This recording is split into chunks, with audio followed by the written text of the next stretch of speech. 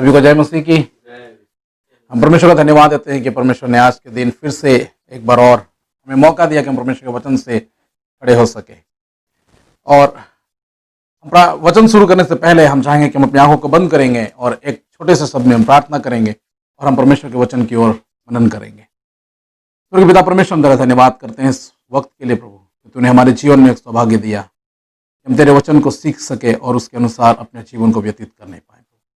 हम जो कुछ भी वचन सीखते हैं प्रभु, वो अपनी आत्मा से नहीं बल्कि तेरी आत्मा के अनुसार उसको सीखने के लिए तुम्हें सहायता करो। प्रार्थना सुना, धन्यवाद यीशु के नाम से मांगते हैं, आमीन।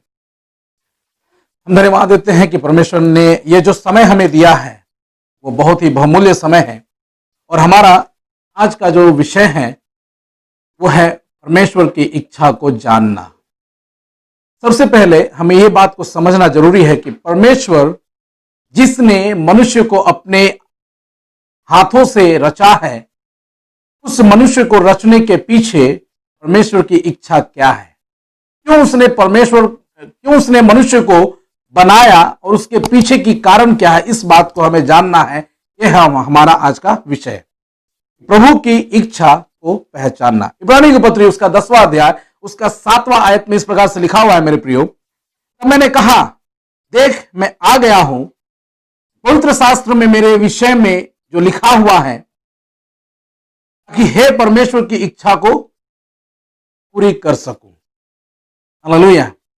यहां पर इब्रानियों की पत्री में प्रभु यीशु मसीह के बारे में लिखा हुआ है। क्या लिखा हुआ है कि वो इस पृथ्वी पर प्रभु यीशु मसीह को मनुष्य बनाकर इसलिए भेजा, जो पिता जो स्वर्ग में है वो अपनी इच्छा उस यीशु के द्वारा पूरी कर सके। क्या है वो इस पिता की इच्छा? हम जानते हैं कि जब प्रभु यीशु मसीह ने इस पृथ्वी पर मनुष्य का रूप धारण किया, उस रूप को धारण करने के पीछे का मुख्य वजह क्या है कि जब परमेश्वर ने मनुष्य को बनाया, उससे पहले इस पृथ्वी की जब रचना हुई, यह पृथ्वी पाप से भर चुका था। यह पृथ्वी पाप से भर जाने की वजह से परमेश्वर जो स्वर्ग में विराजमान है वो काफी निराश होते हैं। और उत्पत्ति की पुस्तक में जब हम पढ़ते हैं 4 अध्याय में उसके 25-26 आयत में जब हम पढ़ेंगे तो वहां लिखा है कि परमेश्वर ने मनुष्य को बनाकर पछताया। क्यों पछताया? उसके पछताने के पीछे का कारण क्या है? क्योंकि उस जीवित खुदा को, परमेश्वर को मनुष्य ने भूल गया। जिसकी रचना उसने अपने हाथों से की थी, वो जीव, वो मनुष्य सृष्टिकर्ता को भूल गया और वो परमेश्वर की आराधना छोड़ करके अपनी इच्छा, अपनी लालसाओं को पूरा करने में जुड़े रह गए। इसलिए लिखा हुआ है कि पिता ने पुत्र प्रभु यीशु मसीह को इस पृथ्वी पर इसलिए भेजा कि वो उसकी इच्छा को पूरी कर सके। उससे परमेश्वर की इच्छा क्या थी? तो यीशु मसीह को पूरा करना था। वो हम और आप जैसे मनुष्यों के पाप को दूर करना ही पिता की इच्छा है। क्योंकि परमेश्वर ने जब मनुष्य को बनाया वो पाप रहित बनाया था। मनुष्य में कोई पाप और बुराई नहीं थी, लेकिन शैतान भी उतना ही धूर्त। वो मनुष्य के जीवन में लालच, बुराई, ईर्ष्या, ये सारी बातें पैदा करके मनुष्य को परमेश्वर के प्रेम से एकदम अलग कर दिया। और उस अलगाव को फिर से उस परमेश्वर के समीप लाने के लिए ही परमेश्वर ने प्रभु यीशु मसीह को इस पृथ्वी पर मनुष्य का रूप धारण लेकर के भेजा है कि हम और आप परमेश्वर से जो हम दूर हो चुके थे उस दूरी को खत्म करें और परमेश्वर के नजदीक हम आ सके।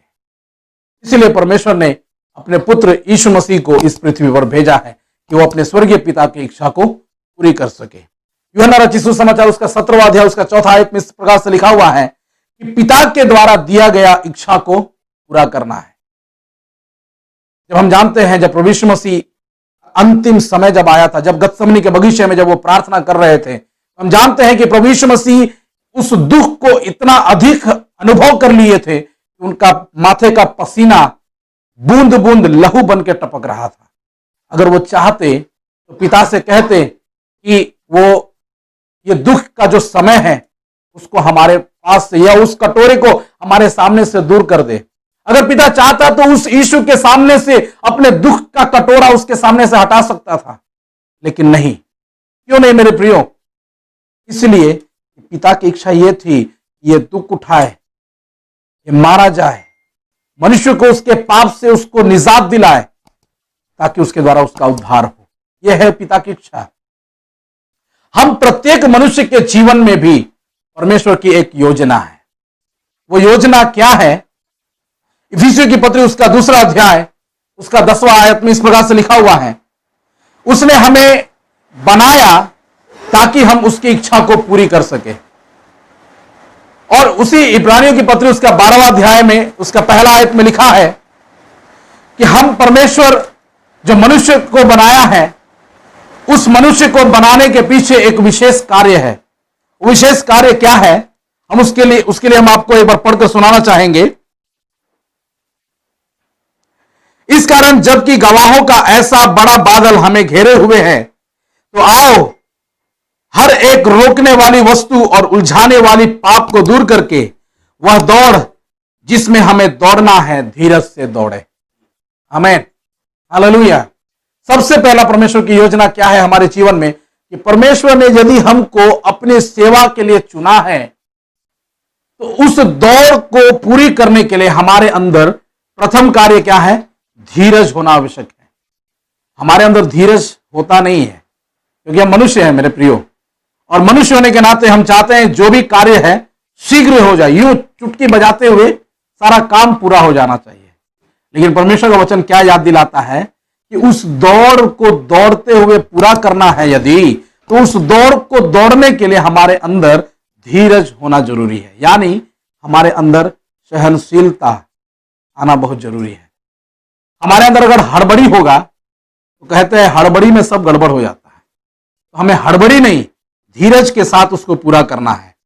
2 तीमुथियुस उसका 4 अध्याय उसका 7 आयत को जब हम पढ़ते हैं, तो वहां इस प्रकार से लिखा हुआ है कि उसकी इच्छा को हमें जानना है।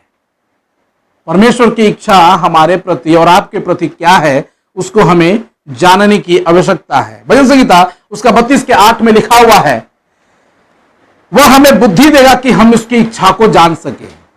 हमें बुद्धि प्राप्त होगा कि हम उसकी इच्छा को जान सके। कैसे हम जान सकेंगे? हम कैसे उसके बुद्धि को प्राप्त कर सकते हैं? जब हम उसकी उपस्थिति में अपने आप को दीन और नम्र करके हम जब समर्पित करेंगे, हम उसकी उपस्थिति में प्रार्थना के साथ बैठेंगे, तो वो हमें बुद्धि देगा। हम जानते हैं सुलेमान राजा को, वो कौन था? हमारा नीति वचन को लिखने वाला एक लेखक है। वो प्रभु से अगर चाहता तो बुद्धि के सिवाय और भी कुछ मांग सकता था, लेकिन उसको मालूम है दुनिया का सब कुछ हमें प्राप्त हो जाए, यदि बुद्धि या विवेक हमारे पास नहीं होगा तो हम इस राज्य को या साम्राज्य को हम संभाल नहीं सकते हैं। जैसे हम आज देख रहे हैं, मोदी जी जो है हमारे देश को शासन कर रहे हैं। कैसे शासन कर रहे हैं? उनके पास बुद्धि है, विवेक है।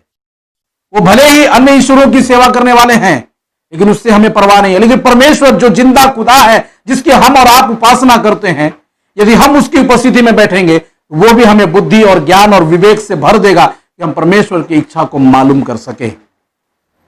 हालेलुया। और यशाया उसका 58 उसका 11 में लिखा हुआ है कि वह अपनी इच्छा को पूरी करने के लिए हमें लगातार लिए चलता है। हमारे जीवन में यदि कुछ भी घटनाएं घटती हैं, तो वो सारी घटनाएं परमेश्वर की इच्छा से ही घटती हैं। यदि परमेश्वर की इच्छा है कि हम आज पटना में स्थित हैं और पटना से हटकर हम आरा जाकर स्थित हो जाए और वहां जाकर हम परमेश्वर की कलीसिया की स्थापना करें या परमेश्वर के लिए आत्माओं को जीतें, हम योजना जरूर बनाते होंगे, लेकिन उस योजना के अनुसार जब हम परमेश्वर की उपस्थिति में प्रार्थना में बैठेंगे मेरे प्रियो, तो परमेश्वर उस योजना को पूरा करने के लिए वो हमारे साथ साथ ले चलेगा। वो हमको साथ साथ ले चलता है। और भजन संहिता 143 का उसके 8 में लिखा हुआ है कि वो हमें जिस मार्ग में चलना है वो हमें चलाएगा। हमारे सामने कई सारी रास्ताएं खुली रहती हैं। आज के इस जमाने में कई प्रकार की अड़चन हमारी जिंदगी में है, कई प्रकार की बाधाएं हमारे सामने खड़ी है। इस समय लॉकडाउन चल रहा है, इस लॉकडाउन में हम क्या करें, कैसे हम अपने काम को आगे बढ़ाएं, हम ये सोच रहे हैं, विचार रहे हैं। लेकिन परमेश्वर कहता है कि जिस मार्ग में तुम्हें चलना होगा उस मार्ग में मैं तेरी अगुवाई करूंगा, मैं तेरे साथ साथ चलूंगा, मैं तुम्हें अपने हाथों में लिए चलूंगा। जब परमेश्वर हमको लिए चलने के लिए तैयार है तो क्या हम परमेश्वर के साथ साथ चलने के लिए तैयार हैं? इस बात को हमें जानना है। और रोमियो की पत्री उसका 12वां अध्याय उसका 2 आयत में लिखा है कि वह अपनी इच्छा को सिद्ध और अनुभव से मालूम करते हुए आगे बढ़ना है। परमेश्वर की सिद्ध इच्छा क्या है? परमेश्वर की इच्छा को हम कैसे मालूम कर सकते हैं? जब हम उसकी उपस्थिति में बैठेंगे तब हम परमेश्वर की इच्छा को अनुभव कर पाएंगे। कैसे अनुभव कर पाएंगे? हम परमेश्वर की उपस्थिति में जब बैठेंगे, हम परमेश्वर की उपस्थिति में जब हम प्रार्थना करेंगे, जब हम अपनी आत्मा उसके हाथों में समर्पित करेंगे तो वो हमसे बातें करेगा। जैसे हम और आप मनुष्य एक दूसरे से बातें करते हैं, परमेश्वर अपने वचन के द्वारा हमसे और आपसे बातचीत करेगा कि हमसे वो क्या चाहता है। हम उसको अपने इच्छा के अनुसार अपने अनुभव से हम मालूम कर सकते हैं। हम प्रत्येक के जीवन में परमेश्वर की योजना जो है वो काफी महत्वपूर्ण है।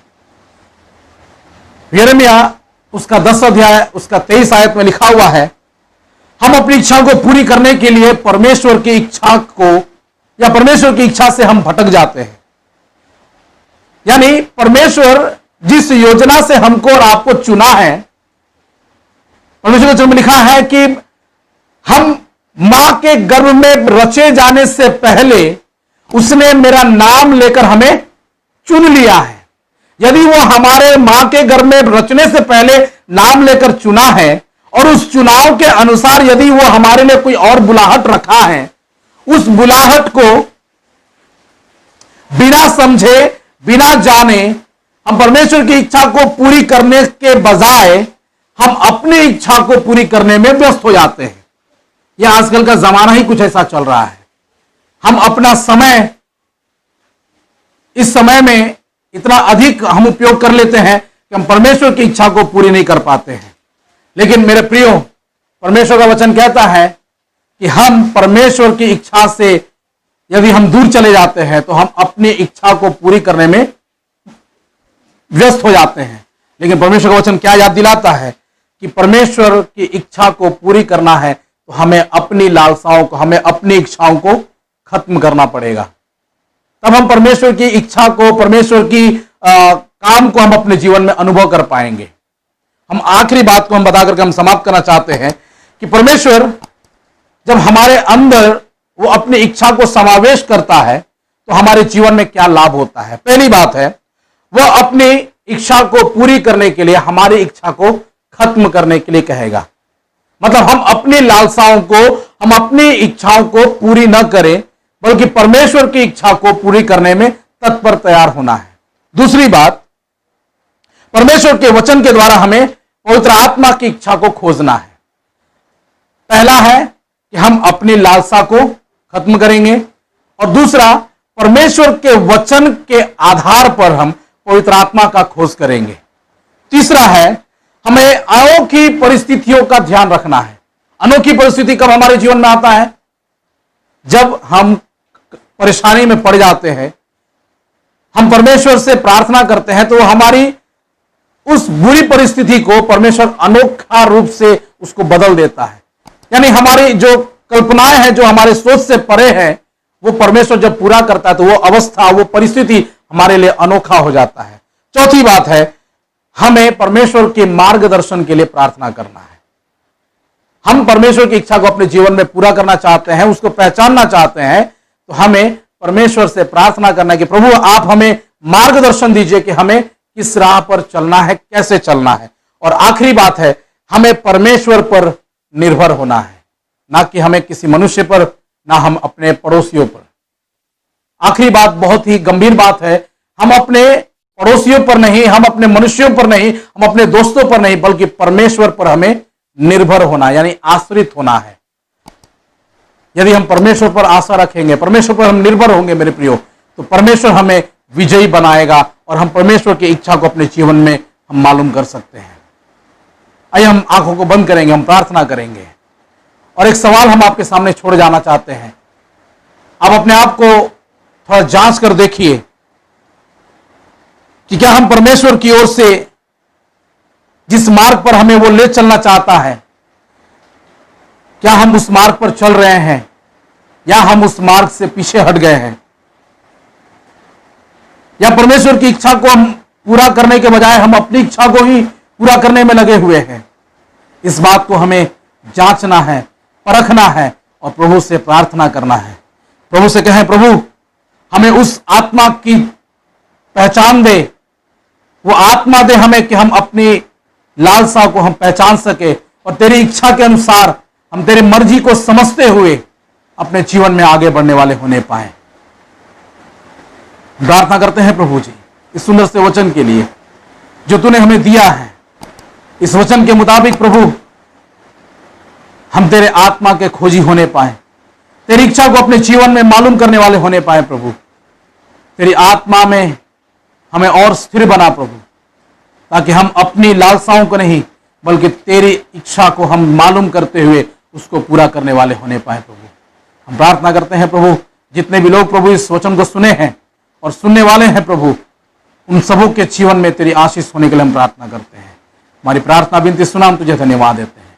प्रार्थना पवित्र यीशु मसीह के मीठे और पवित्र नाम से हम मांगते हैं, आमीन आमीन। सभी को जय मसीह की। परमेश्वर इस वचन के द्वारा आप सबों को आशीष देने पाए।